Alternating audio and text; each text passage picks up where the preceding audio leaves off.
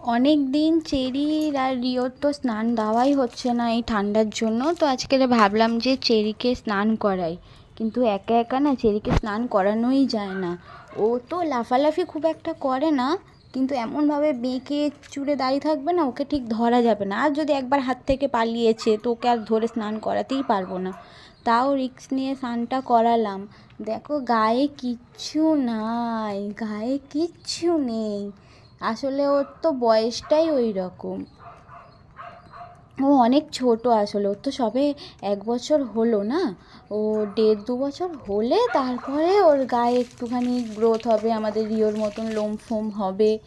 কিন্তু ওর তো সেই বয়সটাই হয়নি। আর স্নান করাচ্ছি, গায়ের লোমগুলো পুরো দেখো, কিচ্ছু নেই গায়েতে। লোকে ভাববে আমরা হয়তো খেতে দিই না, কিন্তু ওর তো বয়সটাই ওই রকম। কীভাবে স্নান করছে দেখো না, দুমড়ে মুচড়ে কাঠ হয়ে দাঁড়িয়ে রয়েছে, বাঁকাতেই পারছি না আমি। তাও অনেক কষ্ট করে স্নান করালাম। আর রিও তো নিচ থেকে চিৎকার করছে, ভাবছি উপরে কি হচ্ছে কে জানে। আসলে শুভটা থাকলে একটু ধরে, একা একা না একদম করানো যায় না। এক হাতে ধরে এক হাতে স্নান তো খুব অসুবিধা হয়।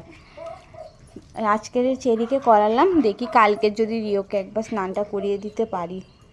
না হলে অনেক দিন হয়ে গেল তো স্নান করানো হয়নি। ওদের গায়ে একটা স্মেল হয়, জানোই তো, যাদের বাড়িতে কুকুর আছে সবাই জানে।